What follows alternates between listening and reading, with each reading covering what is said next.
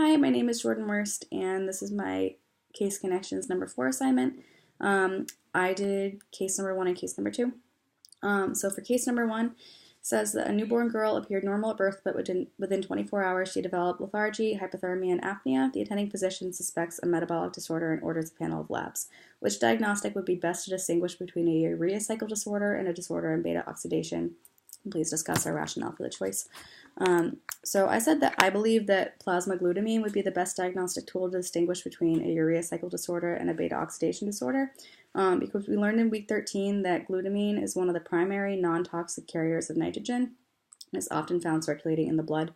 In beta oxidation disorders, the levels of glutamine don't change, but we learned in week 13 that in urea cycle disorders, glutamine levels are elevated due to the rise of free ammonia in the body. And for this reason, I think that plasma glutamine levels would be a good tool to distinguish between a urea cycle disorder and a beta oxidation disorder. Then it says that a full blood workup was ordered for this female, and the data is presented below. I'm not going to read the numbers. And in this patient, where orotic acid levels are elevated, list one urea cycle enzyme that is most likely to be deficient and one urea cycle enzyme that is least likely to be deficient. And please justify the answers. So I said that the girl's symptoms are consistent with a deficiency in the enzyme OTC, or ornithine transcarbamylase. And OTC disorders are X-linked in females, and the patient is a female, and it's characterized by lethargy and apnea, which are both being observed in the patient. If OTC is deficient, eventually it will result in the elevation of orotic acid levels in the urine, which is one of the key distinguishers between OTC deficiencies and deficiencies in the enzyme carbamyl phosphatase synthetase 1. And the most likely enzyme to be impaired would be OTC, and the least likely enzyme to be impaired would be CPS1. So the second case that I did was case number 2.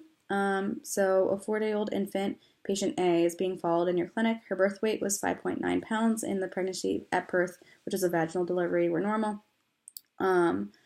Results from newborn screening demonstrated a phenylalanine level of 6.6 mg per dl, and a presumptive diagnosis of phenylketonuria was made, and additional samples were obtained for further analysis. The patients deny a family history of PKU.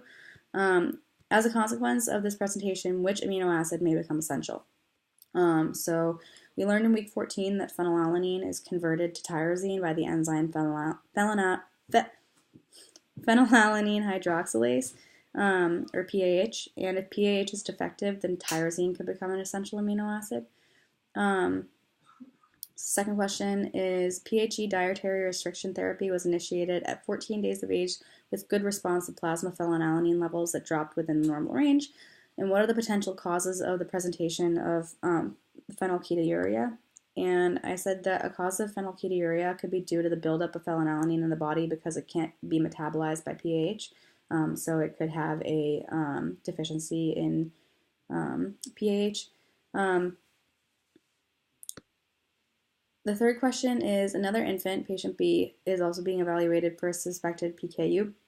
BH4 onloading tests are performed on both patients, and the results are presented below. How would you summarize the results of this test for patient A and patient B? So if you look at the graph, in the infant A, the levels of phenylalanine are increased, which could be due to the PAH deficiency, again, as we talked about in the previous questions.